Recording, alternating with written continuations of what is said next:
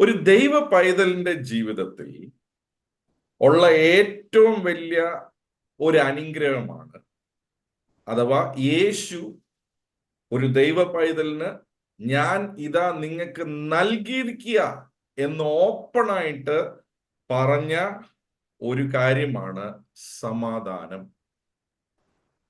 അതിനടിസ്ഥാനമായിട്ട് നമുക്കൊരു വാക്യം വായിക്കാം. യോഹന്നാന്റെ സുവിശേഷം അതിന്റെ 14-ാം അധ്യായം അതിന്റെ 27-ാമത്തെ വാക്യം. John chapter 14 and verse 27. സമാധാനം ഞാൻ നിങ്ങൾക്ക് തന്നേച്ചു പോകുന്നു.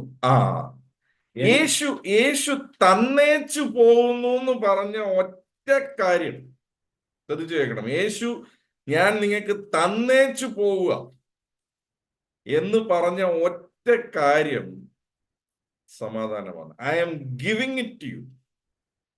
ഞാൻ നിങ്ങൾക്ക് തന്നിരിക്കുക, തന്നേച്ച് ഞാൻ പോവുക എന്ന് വെച്ചാൽ സമാധാനം ഇപ്പൊ ആരുടെ കയ്യിലായിരിക്കുന്നത്? സമാധാനം ദൈവ പൈതലിന്റെ കയ്യിലാണ്.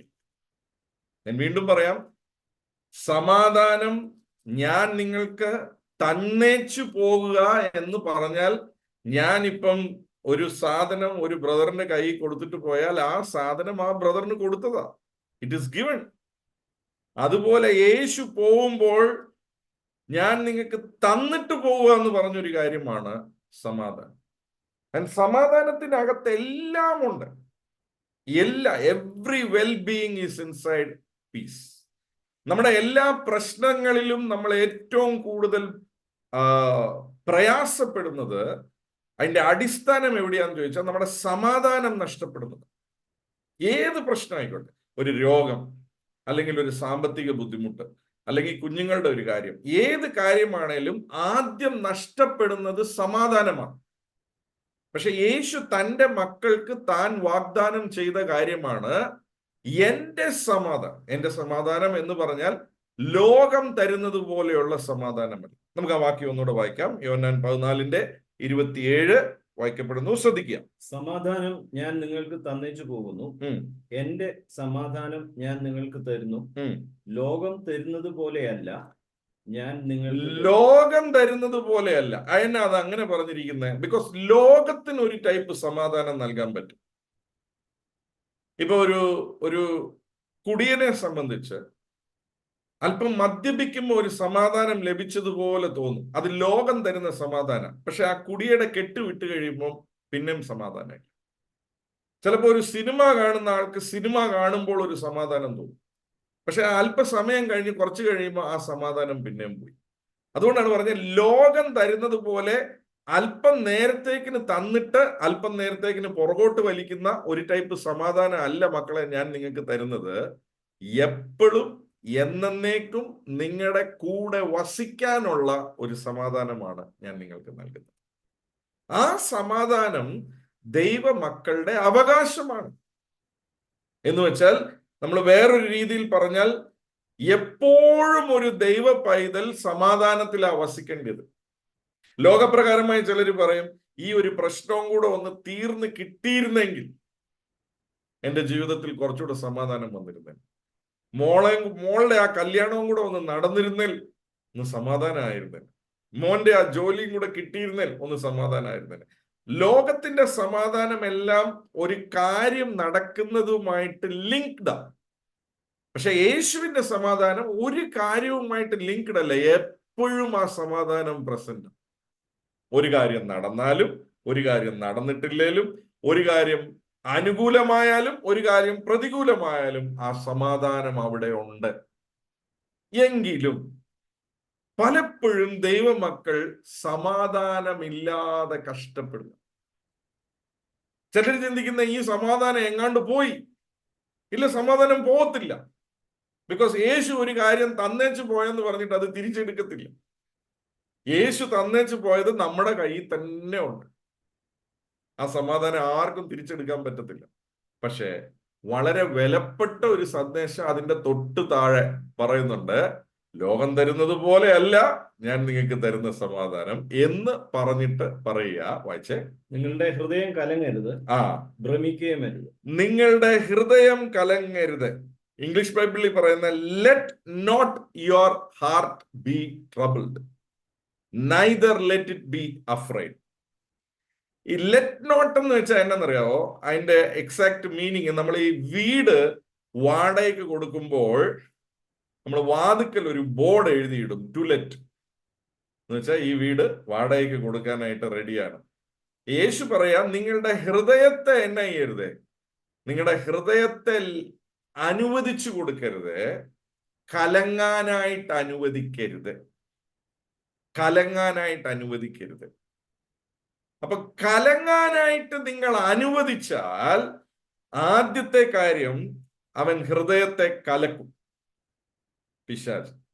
കലക്കിയതിന് ശേഷം ആ കലക്കം നിങ്ങൾക്ക് ഒരു ഭ്രമിപ്പുണ്ടാക്കും. ഭ്രമിപ്പെന്ന് വെച്ചാൽ പേടി ഉണ്ടാക്കും. ആ പേടിയാണ് അതിന്റെ സെക്കൻഡ് സ്റ്റെപ്പ്. ഫസ്റ്റ് സ്റ്റെപ്പാണ് കലക്കുമ്പം, ഹൃദയം കലങ്ങുമ്പം ഒരു വല്ലായ്മ തോന്നും. രണ്ടാമതാണ് ആ ക്ലാരിറ്റി നഷ്ടപ്പെട്ട് കഴിയുമ്പം പിന്നെ നമുക്ക് പേടി തോന്നും. ഞാനൊരു ഉദാഹരണം പറയാം. ഇപ്പം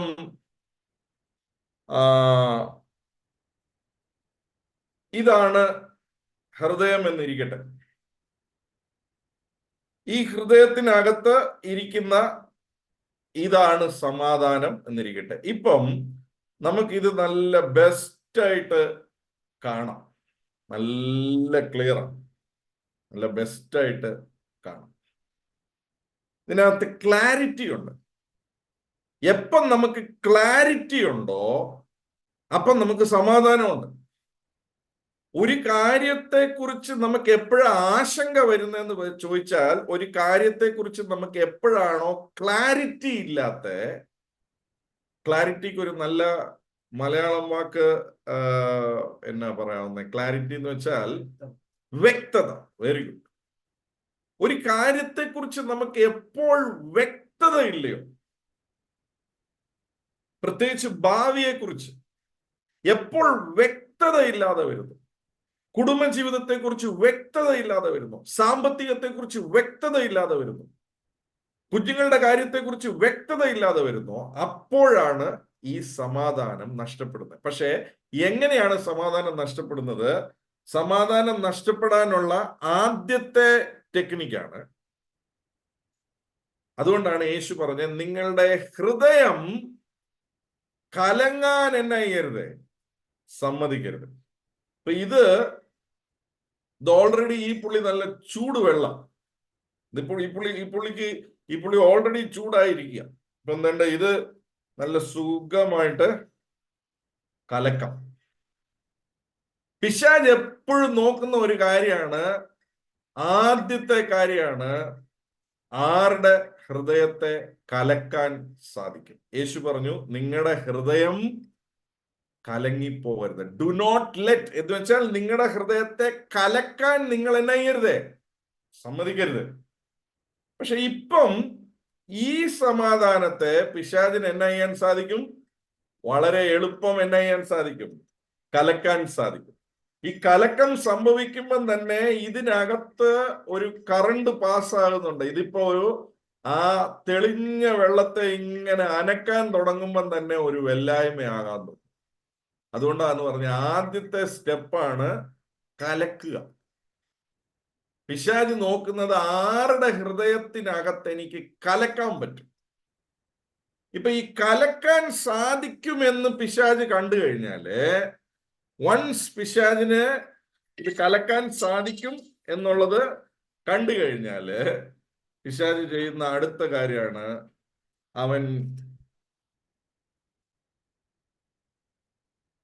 ഞാൻ വളരെ ഇതായിട്ട് ഡെമോ കാണിക്കുക, നിങ്ങളെ നോക്കിക്കോണം.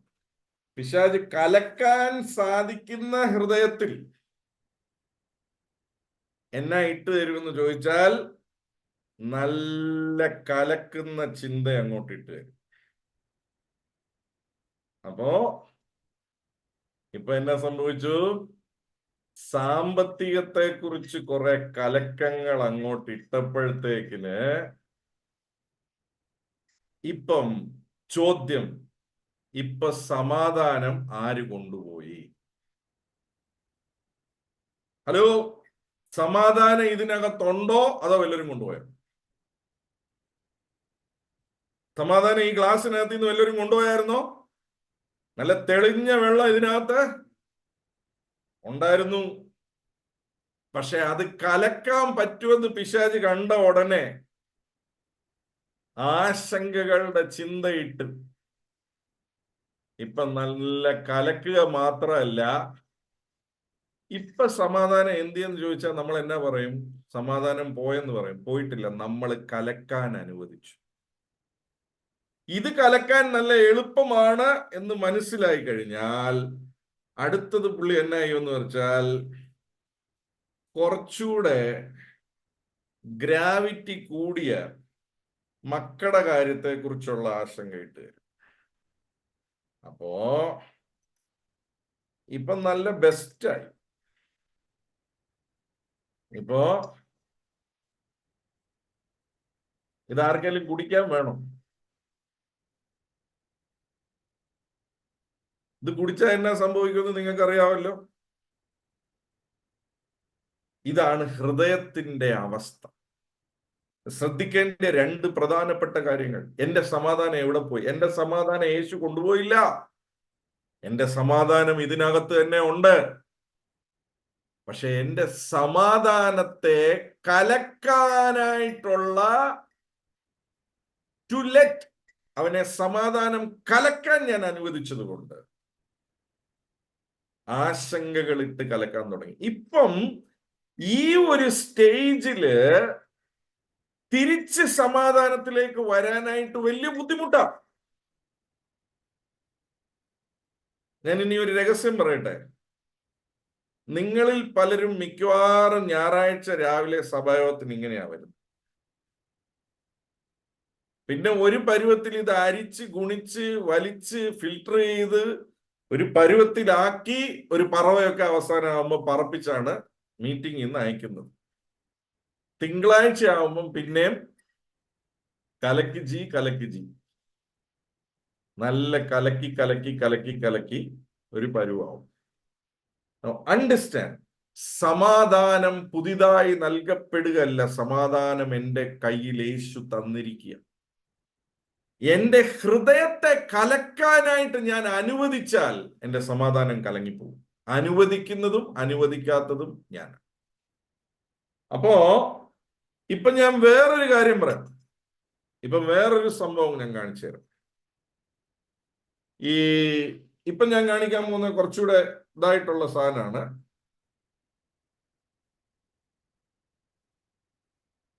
ഇത് ഞാനിപ്പോ കുറച്ചു നേരം ഇവിടെ വെച്ചോണ്ട് ഇത് ഇച്ചിരി മെൽറ്റ് ആയിട്ടുണ്ട്.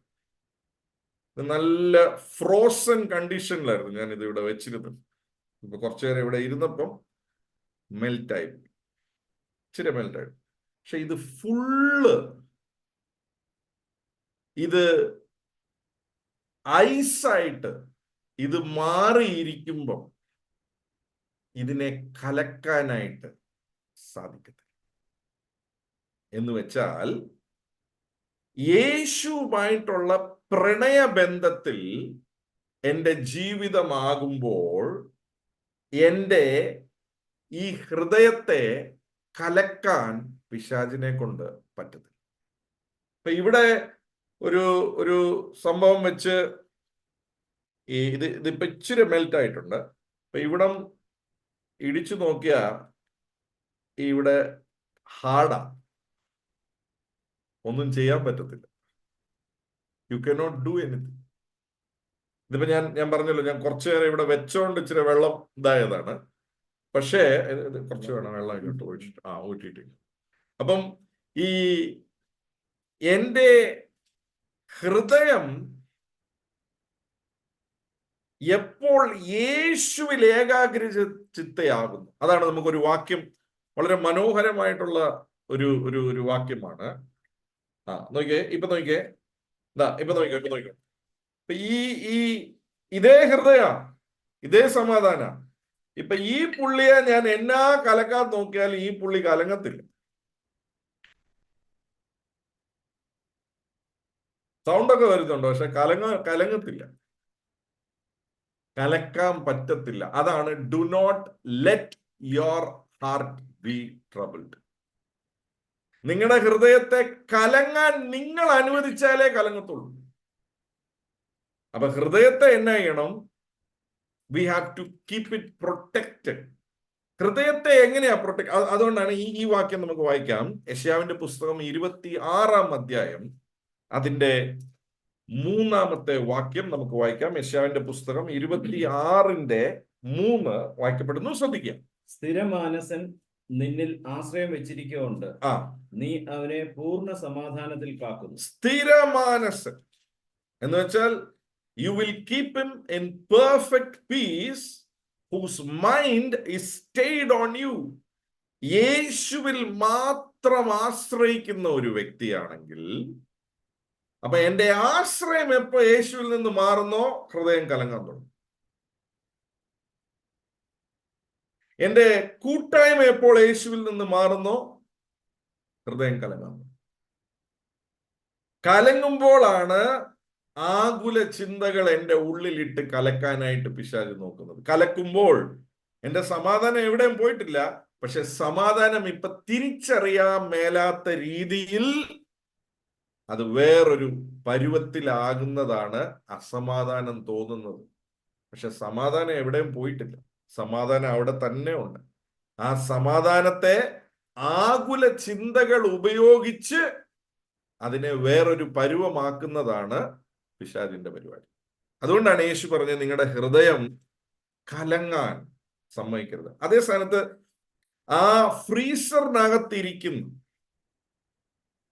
ഞാൻ അതിനെ വിളിക്കുന്ന ഒരു ഇന്നർ ചേംബർ റിലേഷൻഷിപ്പിൽ ഇരിക്കുന്ന ഒരു വ്യക്തിക്ക് തൻ്റെ ഹൃദയം കലങ്ങത്തില്ല. വെളിയിരിക്കുന്ന ചൂടുവെള്ളമാണ്, ഇട്ടാ മതി അപ്പൊ തന്നെ ബബിള് വരും. ശരിക്കും ഞാനിത് ഈ കുക്കറി ഷോ പോലെ ഇവിടെ സ്റ്റൗ ഒക്കെ വെച്ച് ചെയ്യേണ്ടിയായിരുന്നു, ഫ്രിഡ്ജൊക്കെ അപ്പുറത്ത് വെച്ച്. എനിക്ക് അത്രയും സംവിധാനം കിട്ടാത്തതുകൊണ്ട് ഞാൻ ഉള്ളത് വെച്ച് ചെയ്ത. അപ്പം ഈ ഫ്രിഡ്ജിനകത്താണേലും ഇപ്പൊ വെള്ളക്കുപ്പിയെല്ലാം ഇരിക്കുന്ന സ്ഥലത്ത് ഇരുന്നാല് ആ വെള്ളത്തിന് ഇച്ചിരി തണുപ്പ് വേണം, പക്ഷെ അത് കലങ്ങും. പക്ഷെ ഫ്രീസറിനകത്തിരിക്കുന്ന ആ വെള്ളം കുറെ സമയം കഴിയുമ്പോൾ അത് ഏകാഗ്രത ചിത്തമാണ്. ദൈവവുമായി ഒറ്റ മനസ്സോടെ, യേശുവുമായി ഒറ്റ മനസ്സോടെ ആകുമ്പോൾ ആ ഹൃദയത്തെ പിന്നെ ചിന്തകൾക്ക് കലക്കുവാൻ സാധിക്കത്തില്ല. കലക്കാൻ സാധിക്കാത്തടത്ത് പിശാചിന് ചിന്തയിടാൻ സാധിക്കത്തില്ല. കലങ്ങുന്നിടത്തെ ചിന്തയിടത്തുള്ളൂ. ചിന്ത ഇടുന്നിടത്ത് കലക്കുമ്പോഴാണ് പേടി വരുന്നത്. നമ്മുടെ ഹൃദയത്തിൽ കലക്കമുണ്ടാകും ആദ്യം, വെല്ലായ്മ. അപ്പൊ എപ്പോഴും ഓർത്തോണം, നമ്മുടെ ഹൃദയത്തിൽ വെല്ലായ്മ ഉണ്ടാകുമ്പോൾ തന്നെ മനസ്സിലാക്കിക്കോണം എൻ്റെ ഹൃദയം കലങ്ങാൻ തുടങ്ങിയിട്ടുണ്ട്. ഇന്ന് രാത്രി ഞാനിത് പ്രാർത്ഥിക്കുക, നിങ്ങൾക്കിത് പ്രയോജനമാകട്ടെ എന്ന് പ്രാർത്ഥിക്കുക. എപ്പോൾ ഹൃദയം കലങ്ങുന്നെന്ന് തോന്നുന്നോ ഓർത്തോണം, എൻ്റെ ടെമ്പറേച്ചർ ഞാൻ കൂട്ടാനുള്ള സമയമായി, എൻ്റെ പ്രാർത്ഥന ഞാൻ സ്റ്റെപ്പപ്പ് ചെയ്യാനുള്ള സമയമായി, എൻ്റെ വചന വായന ഞാൻ സ്റ്റെപ്പപ്പ് ചെയ്യാനുള്ള സമയമായി. എന്നെ കേൾക്കുന്ന ദൈവ പൈതലെ, ദൈവവചനം വായിക്കുന്നതും യേശുവിന്റെ കൂടെ ഇരുന്ന് കൂട്ടായ്മ ആചരിക്കുന്നതും നമ്മുടെ സമാധാനം നഷ്ടപ്പെടാതിരിക്കാനാ. എപ്പോഴും ഓർത്തോ, യേശു നമുക്ക് നൽകിയിരിക്കുന്ന സമാധാനം നഷ്ടപ്പെടാതെ ഇരിക്കണോ? അങ്ങനെയാണെങ്കിൽ യേശുവുമായിട്ടുള്ള അപ്പോഴാ ഇതിന്റെ ഇൻഡിക്കേഷനാ ഞാൻ പറയുന്നത്. ഒരു ചെറിയ മനസ്സിനകത്തൊരു ഈ ആദ്യം ഇളക്കും. ഈ കലക്കം വരുമ്പം തന്നെ നമ്മൾ മനസ്സിലാക്കേണ്ട ഒരു കാര്യമാണ്, ഞാൻ സ്റ്റെപ്പപ്പ് ചെയ്യണം. എൻ്റെ ടെമ്പറേച്ചർ ഇപ്പം കൂട്ടിയേ പറ്റത്തുള്ളൂ. എന്തിന്റെ ടെമ്പറേച്ചറാ? പ്രാർത്ഥനയുടെ ടെമ്പറേച്ചർ ഉയരണം. എൻ്റെ വചന വായനയുടെ ടെമ്പറേച്ചർ ഉയരണം. ബിക്കോസ് അത് ഉയരുമ്പോഴാണ് എൻ്റെ ആ ഇന്നർ ചേംബറിൽ എൻ്റെ സമാധാനം കലക്കാൻ പറ്റാത്ത ലെവലിൽ അത് ഇൻടാക്റ്റ് ആവും. കലക്കാൻ പറ്റാത്ത ഒരു കാര്യത്തെ പിശാചിന് കലക്കാൻ സാധിക്കത്തില്ല. ഏത് സാധനം അതിനകത്ത് ഇട്ടാലും അത് കലങ്ങത്തില്ല. നല്ല ആ ഐസ് ക്യൂബ് പോലെ ഇരിക്കുന്ന ആ ഗ്ലാസിനകത്ത് പിശാച് എന്നാ ട്രൈ ചെയ്താലും കലക്കാൻ പറ്റത്തില്ല. അപ്പൊ ഒരു ഇൻഡിക്കേഷൻ ആണ് നമ്മുടെ ജീവിതത്തിൽ ഒരു കലക്കം അകത്തുണ്ടാകുമ്പം അതൊരു ഒരു അലാം കോളാണ് പ്രാർത്ഥിക്കാൻ. അതൊരു അലാം കോളാണ് വചനം വായിക്കാൻ. അതൊരു അലാം കോളാണ് യേശുവുമായിട്ടുള്ള ബന്ധത്തിൽ ഉറയ്ക്കാൻ. പക്ഷെ പലരും ചിന്തിക്കുന്ന അത് ആരാണ്ട് പിന്നെ വന്ന് മാറ്റി തരുമെന്നാ. ഇല്ല, ഞാനാ മാറ്റുന്നത്. എപ്പോൾ അപ്പം ദൈവ പൈതലിനെ സംബന്ധിച്ച് സമാധാനം എന്ന് പറയുന്നത് എന്തോ ചിലത് നടക്കുമ്പോൾ ഉണ്ടാകുന്ന അനുഭവമല്ല. ഞാൻ ഈ പറയുന്നത് ശ്രദ്ധിച്ചു കേൾക്കണം. ദൈവ പൈതലിനെ സംബന്ധിച്ച് സമാധാനം 24/7 ആണ്. അതുകൊണ്ടാണ് യേശു പറഞ്ഞ ലോകം തരുന്ന പോലെ സമാധാനം അല്ല മക്കളെ ഞാൻ നിങ്ങൾക്ക് തരുന്നു. അല്പസമയത്തേക്കിനുണ്ട്, അല്പസമയത്തേക്കിനില്ല. ആ സമാധാനം അല്ല. അപ്പൊ നമ്മൾ പലപ്പോഴും ചിന്തിക്കും, ഈ പ്രശ്നം ഉള്ളത് കൊണ്ടായിരിക്കും ഇപ്പൊ സമാധാനം. ഇല്ല. കലക്കം തോന്നുന്നുണ്ടോ ഹൃദയത്തിൽ? പരിശുദ്ധാത്മാവ് വിളിക്കുക, മക്കളെ ഇന്നർ ചേംബറിലോട്ട് കയറ്. നിന്റെ അകം കലങ്ങാൻ തുടങ്ങിയിട്ടുണ്ട്, അതിനെ ശരിയാക്ക. അതുകൊണ്ട് അത് പ്രാർത്ഥനയുടെ ഒരു വിളിയായി ദൈവമക്കൾ എടുക്കണം. ദൈവവചനം വായിക്കാനുള്ള ഒരു വിളിയായി ദൈവമക്കൾ എടുക്കണം. അന്യഭാഷയിൽ പ്രാർത്ഥിക്കാനുള്ള ഒരു അവസരമായി അതിനെ എടുക്കണം. ഞാൻ ഈ പറഞ്ഞത് ഒന്ന് പ്രാക്ടീസ് ചെയ്ത് നോക്കിയേ. ആ കലക്കം നമുക്ക് അനുഭവപ്പെടുമ്പോൾ തന്നെ പ്രാർത്ഥിക്കാൻ നിങ്ങൾ തുടങ്ങിയാൽ വളരെ പെട്ടെന്ന് നിങ്ങൾക്ക് അവത്തേൽ കയറി വരാം. പക്ഷെ കുറച്ചു നേരം ഞാൻ ഈ കാണിച്ചതുപോലെ ഈ പുള്ളി കലക്കാനായിട്ട് നിങ്ങൾ അനുവദിച്ചതിന് ശേഷം, ഈ പരുവായതിനു ശേഷം വളരെ ബുദ്ധിമുട്ടാണ് തിരിച്ചു വരാനായിട്ട്. ഈ പരുവായി കഴിഞ്ഞാൽ പിന്നെ തിരിച്ചു വരാനായിട്ട് ഒത്തിരി സമയം പിടിക്കും. അതേ സ്ഥാനത്ത് കലക്കാൻ നോക്കുമ്പം തന്നെ നമുക്ക് മനസ്സിലായി, ഇതുണ്ടോ, ഈ കലക്കാൻ അങ്ങോട്ട് നോക്കുമ്പം തന്നെ ഒരു തീരുമാനം, എവിടെയോ ഒരു കലക്കകത്ത് വരുന്നു, എവിടെയോ ഒരു കലക്കകത്ത് വരുന്നു. ഇല്ല. അപ്പം കാര്യം എന്താണെന്നറിയോ? എന്റെ ടെമ്പറേച്ചർ കുറഞ്ഞിരിക്കുന്ന സ്ഥലത്തോട്ട് ഞാൻ പോവുകയാണ്. ശ്രദ്ധിച്ചു കേട്ടോ. ഒരു ആത്മീയനെ സംബന്ധിച്ച് ദൈവരാജ്യത്തിനകത്ത് അവൻ എപ്പോഴും അവന്റെ സമാധാനം കലങ്ങത്തില്ല, ഫ്രോസൺ, ഇൻടാക്ട്. പക്ഷെ എപ്പോ നമ്മൾ ദൈവരാജ്യത്തിന്റെ വെളിയിൽ നമ്മൾ താഴോട്ട് ഇറങ്ങി വരുന്നോ, താഴോട്ട് വരുമ്പോഴാണ് നമ്മുടെ ഹൃദയം കലങ്ങുന്നത്. കലക്കം ഫീൽ ചെയ്യുമ്പോഴേ ഓർത്തോണം മേളിൽ കയറാൻ സമയമായി, മേൽവീട്ടിൽ കയറാൻ സമയമായി, ആ മാളിക മുറിയിൽ ഇരിക്കാൻ സമയമായി, എന്നാ പറയുന്ന ആ പത്രോസ് ആ മേളിൽ കയറി പ്രാർത്ഥിച്ചതുപോലെ തന്നെ പ്രാർത്ഥിക്കാനുള്ള സമയം. നമ്മുടെ ജീവിതത്തിൽ ഇതാണ് നമ്മൾ മനസ്സിലാക്കേണ്ടത്. ആരോ പ്രാർത്ഥിച്ചിട്ടല്ല സമാധാനം നമുക്ക്. അടുത്ത കാര്യം, ഇങ്ങനെ നമ്മുടെ ഹൃദയം കലങ്ങിയിരിക്കുമ്പോൾ, എന്നെ നല്ല ശ്രദ്ധിച്ചു കേട്ടോണം, ഇങ്ങനെ നമ്മളുടെ ഹൃദയം കലങ്ങിയിരിക്കുമ്പോൾ നമ്മൾ പ്രാർത്ഥിക്കുന്ന ഒരു പ്രാർത്ഥനയ്ക്കും പ്രസക്തിയില്ല. അതേ സ്ഥാനത്ത് നമ്മുടെ ഹൃദയം തെളിഞ്ഞിരുന്നാൽ നിങ്ങൾ പ്രാർത്ഥിക്കേണ്ട മണിമണിയായിട്ട് കാര്യങ്ങൾ ജീവിതത്തിൽ നടക്കണം. ബിക്കോസ് സമാധാനം എവിടെയുണ്ടോ അവിടെ പരിശുദ്ധാത്മാവിന്റെ പ്രവർത്തനം നടന്നുകൊണ്ടേ.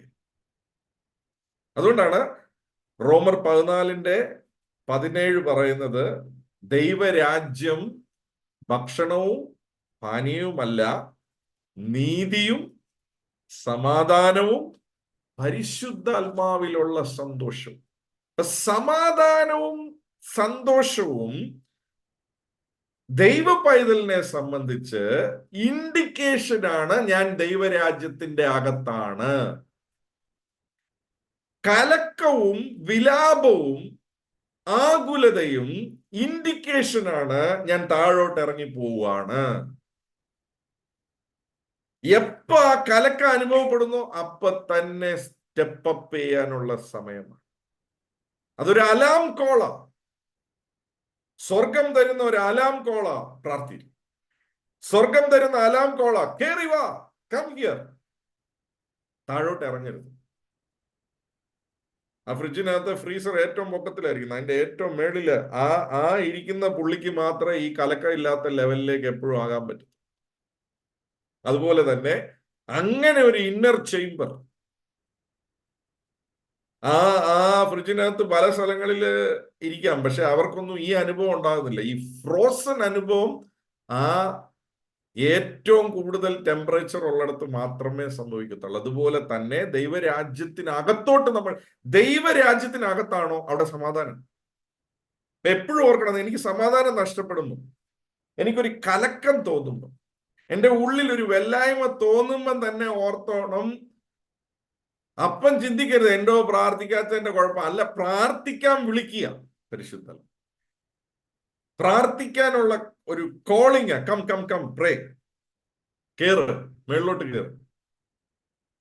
നിങ്ങൾ ആ സമയത്തൊന്ന് പ്രാർത്ഥിച്ചു നോക്കിക്കേ, നിങ്ങളുടെ ഹൃദയത്തിലെ ആ കലക്കം നിൽക്കും. ദൈവ പൈതലിനെ സംബന്ധിച്ച് 24/7 സമാധാനം അനുഭവപ്പെടണം. അനുഭവപ്പെട്ടില്ലെങ്കിൽ സംതിങ് ഇസ് റോങ്. ഇതിനകത്തും സമാധാനം യേശു തിരിച്ചു കൊണ്ടുപോയിട്ടില്ല. യേശു തന്ന സമാധാനം തന്നെയാണ്, പക്ഷെ പിശാച് കളറ് പൂശി. ആകുലതയുടെ, പേടിയുടെ, ഇല്ലായ്മയുടെ, പോരായ്മയുടെ. എങ്ങനെയാ പൂശിയത്? ചിന്തകളിൽ കൂടെ പൂശി കഴിഞ്ഞപ്പോഴത്തേക്കിന് ഒരു ക്ലാരിറ്റി ഇല്ല. നമ്മൾ സദൃശവാക്യത്തിൽ ഇങ്ങനെ ഒരു വാക്യം വായിക്കുന്നുണ്ട്, സകല ജാഗ്രതയോടും കൂടെ നിന്റെ ഹൃദയത്തെ സൂക്ഷിച്ചുകൊള്ളും. സകല ജാഗ്രതയോടും. ഇപ്പൊ പ്രാർത്ഥിക്കുന്നത് എന്തിനാണെന്ന് ചോദിച്ചാൽ നമ്മുടെ ഹൃദയത്തിലെ സമാധാനം എപ്പോഴും മെയിൻറ്റെയിൻ ആണ്. അപ്പൊ എന്നെ കേൾക്കുന്ന ദൈവമക്കൾ, നിങ്ങൾ സമാധാനം ഇല്ല ഏതു നേരം ആരെങ്കിലും പ്രാർത്ഥിച്ചാൽ ശരിയാവുമെന്ന് പറയുന്ന കാര്യം ആദ്യം നിങ്ങൾ നിർത്തണം. നിങ്ങളുടെ സമാധാനം നിങ്ങളുടെ കയ്യിലാണ്. യേശു നിങ്ങളെ ഏൽപ്പിച്ചത്, പാസ്റ്ററിനെ അല്ല ഏൽപ്പിച്ചത്, അല്ലെ വേറൊരു ദൈവദാസനെ അല്ല ഏൽപ്പിച്ചത്, അല്ലെ വേറെ ആരെങ്കിലും കൂലി പ്രാർത്ഥനക്കാരനെ അല്ല ഏൽപ്പിച്ചത്. നിങ്ങൾക്കുള്ള യേശുവിന്റെ സമാധാനം നിങ്ങളെ ഏൽപ്പിച്ചിട്ടുണ്ട്. പക്ഷെ അതിനെ ഞാനാ സംരക്ഷിക്കേണ്ടി. എന്നെ ഒരു പീസ് പ്രോപ്പർട്ടി ദൈവം ഏൽപ്പിച്ചാൽ അതിനെ പ്രൊട്ടക്ട് ചെയ്യേണ്ട ചുമതല എന്റേതാണ്.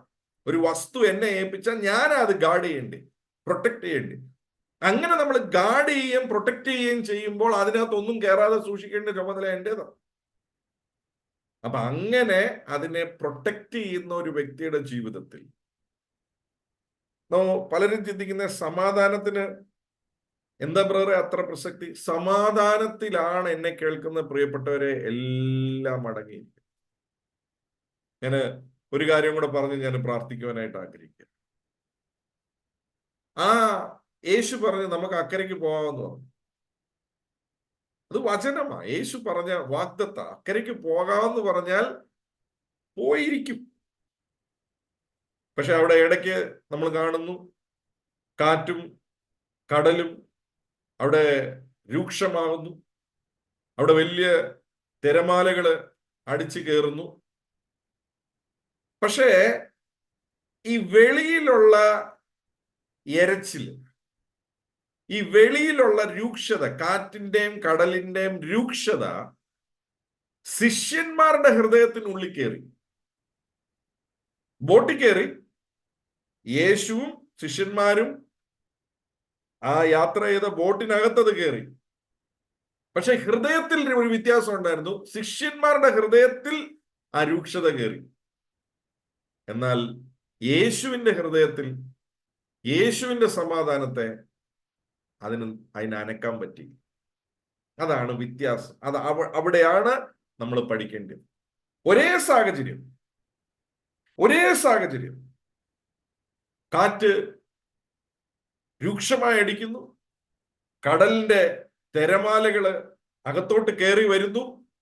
ഒരേ ബോട്ടിൽ യാത്ര ചെയ്യുന്ന രണ്ട് ടൈപ്പിലുള്ള ആൾക്കാർ.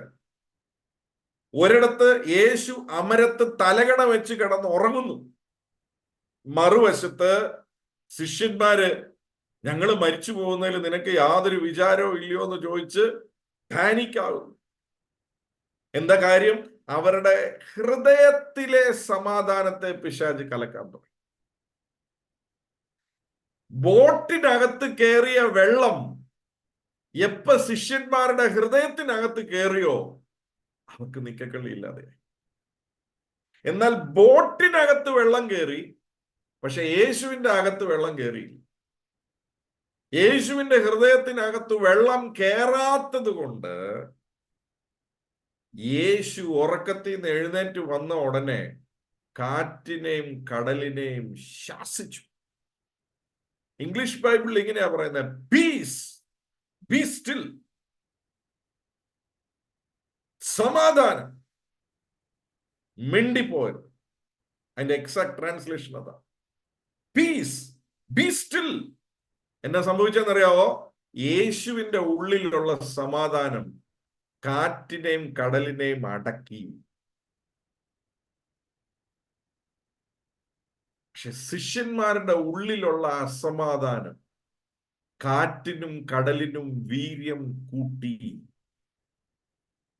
നമ്മുടെ ഉള്ളിൽ അസമാധാനത്തിന് നമ്മൾ സ്ഥാനം കൊടുത്താൽ, കലങ്ങാൻ നമ്മൾ അനുവദിച്ചാൽ, ആ കലക്കം നമ്മളുടെ സാഹചര്യങ്ങളെ പിന്നെയും കലക്കും. ഇനി പറയുന്നത് വളരെ ശ്രദ്ധിച്ചു കേൾക്കണം. ആ കലക്കം നമ്മുടെ സാഹചര്യങ്ങളെ പിന്നെയും കലക്കും. ഒരു വശത്ത് നിലോളിച്ച് പ്രാർത്ഥിക്കുമായിരിക്കും, ഒന്നും സംഭവിക്കത്തില്ല. പക്ഷേ സമാധാനം നഷ്ടപ്പെടാതെ ഒരു ദൈവ പൈതൽ കാത്തോണ്ടിരുന്നാൽ, ആ ടെമ്പറേച്ചറിൽ നിന്ന് കുറയാതെ ദൈവരാജ്യത്തിന്റെ ടെമ്പറേച്ചറിനകത്ത് നിന്നാൽ, നീതിയും സമാധാനവും പരിശുദ്ധാത്മാവിലുള്ള സന്തോഷവും അതിൽ നിന്നാൽ, കാറ്റും കടലും നിന്റെ മുന്നിൽ അടങ്ങും. It will come down before you. It will calm down before you. നോക്കിയാ, നമ്മൾ ഇതിന്ന് പഠിക്കണം. നമ്മൾ ഇതിന്ന് പഠിക്കണം. ഇതിന്റെ ഇന്നൊരു പക്ഷെ ആ അവസ്ഥയിലാണെന്നിരിക്കട്ടെ, പഠിക്കണം, ഇതിന് ആഗ്രഹിക്കണം, പ്രാർത്ഥിക്കണം. എന്തിനാ പ്രാർത്ഥിക്കണ്ടേ? അപ്പൊ എന്റെ സമാധാനം കലങ്ങരുത്. എന്റെ സമാധാനം കലങ്ങാനായിട്ട് പിശാചിന് ഞാൻ അനുവാദം കൊടുക്കുന്നില്ല. എനിക്ക് അപ്പം ചെറിയൊരു കലക്കം നമ്മുടെ ഉള്ളിൽ വരുമ്പോഴേ ഓർത്തോണം, it's time to pray, it's time to pray. അതൊരു അലാം കോളാ, പ്രാർത്ഥിക്കാൻ സമയമായി. കം. ബിക്കോസ് ആ അപ്പനുമായിട്ടുള്ള ബന്ധത്തിൽ മാത്രമേ അതുകൊണ്ടാണ് നിന്റെ മേളിൽ ഏകാഗ്രത ചിത്തയോടെ ഇരിക്കുന്നവൻ, നിന്നിൽ മാത്രം ആശ്രയിക്കുന്നവൻ, അവൻ പൂർണ്ണ സമാധാനത്തിൽ കാക്കപ്പെടും. പൂർണ്ണ സമാധാനം. സമാധാനം നമ്മുടെ ഉള്ളിൽ ഇല്ലെങ്കിൽ വി ആർ പവർലെസ്. എന്നെ കേൾക്കുന്ന ദൈവ പൈതലേ, ഞാൻ ഈ പറയുന്നത് ശ്രദ്ധിച്ചു കേട്ടോ. ഈ അവസ്ഥയിൽ ഇരിക്കുമ്പോൾ നമുക്ക് തോന്നും പ്രശ്നമെല്ലാം മാറിക്കഴിയുമ്പോ ഇതൊന്ന് ക്ലിയർ ആവുമെന്ന്. ഇല്ല, ഇത് ക്ലിയർ ആയാൽ പ്രശ്നം ക്ലിയർ ആവും.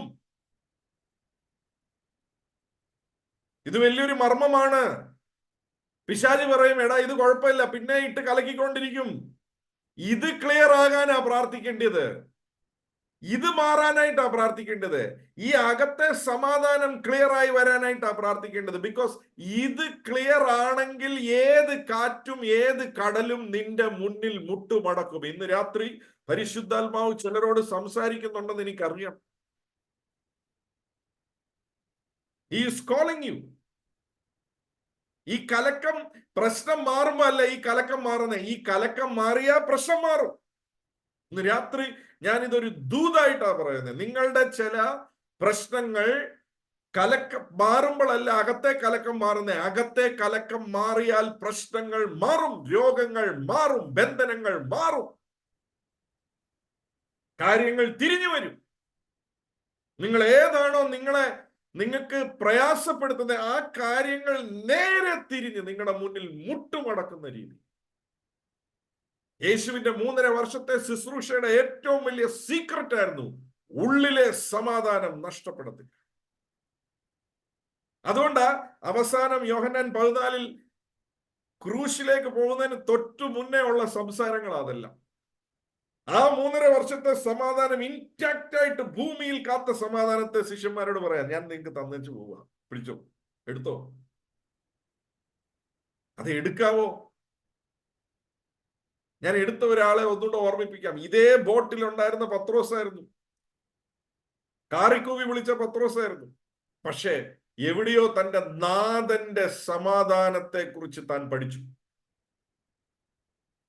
അടുത്ത ദിവസം തല വെട്ടാൻ പോവാന്ന് പറഞ്ഞിരിക്കുമ്പോൾ 12 ചേവകരുടെ ഇടയ്ക്ക് ഇന്നർ പ്രിസണിനകത്ത് ഇട്ടിരിക്കുക. അവിടെ പുള്ളി കിടന്ന് ഉറങ്ങുക.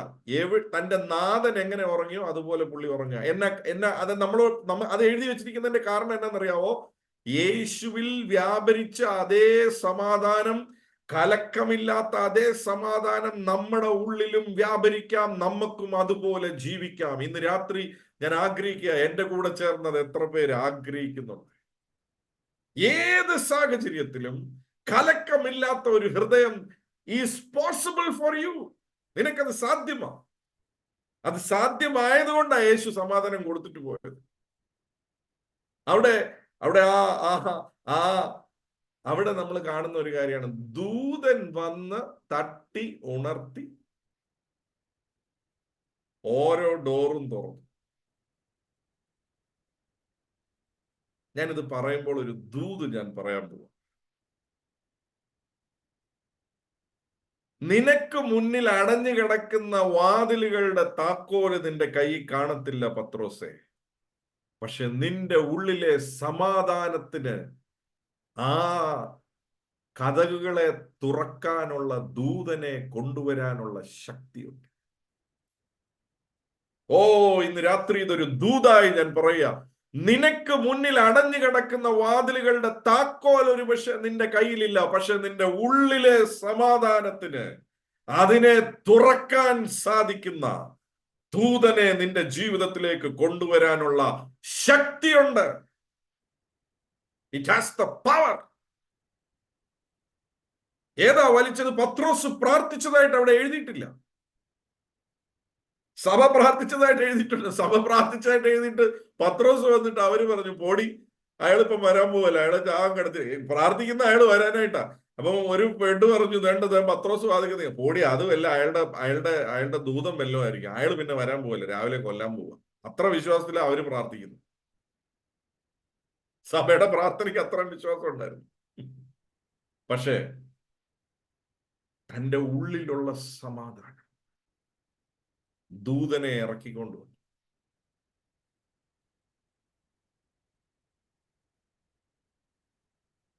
ചില കഥകൾ വെളിയിൽ നിന്നേ തുറക്കാൻ പറ്റത്തുള്ളൂ. നിന്റെ ഉള്ളിൽ സമാധാനം ഉണ്ടെങ്കിൽ അത് ഏത് വശത്തു നിന്നും തുറക്കാം. ചില കഥകിന്റെ താക്കോല് ചിലരുടെ മാത്രമേ ഉള്ളൂ, പക്ഷെ നിന്റെ ഉള്ളിൽ സമാധാനം ഉണ്ടെങ്കിൽ നിന്റെ മുന്നിൽ ആ കഥക് തുറക്കും. Open before you. നിന്റെ മുന്നിൽ ആ കഥക് തുറക്കും. അടഞ്ഞ വാതിലുകൾ നിന്റെ മുന്നിൽ തുറക്കും. ഈ പുതിയ വർഷത്തിൽ സമാധാനത്തിൽ വസിക്കാൻ ആഗ്രഹിച്ചു. സമാധാനത്തിൽ വസിക്കാൻ എന്റെ ഹൃദയം കലങ്ങാൻ ഞാൻ അനുവദിക്കത്തില്ല. അങ്ങനെ ഒന്ന് ജീവിച്ച് അതിനുവേണ്ടി ഒന്ന് ആഗ്രഹിക്കാൻ തുടങ്ങുമ്പോൾ ആ സമാധാനത്തിൽ വസിക്കുമ്പോൾ കതകുകൾ തുറക്കും. ഇരുമ്പോൾ നമ്മൾ ഈ ചിന്തിക്കുന്നത് എന്നാന്ന് വെച്ചാല്, ഈ വാഗ്ദത്വമൊക്കെ കേൾക്കുമ്പോ ദൈവം അങ്ങനെ മുന്നിൽ വന്ന് ഇരുട്ടിനെ അടിച്ച് ഇരുമ്പ് ഓടാമ്പുകളെ പൊട്ടിച്ച് തന്നെ ഇതുപോലത്തെ ഹൃദയം വെച്ചോണ്ടിരുന്ന പൊട്ടിച്ച്.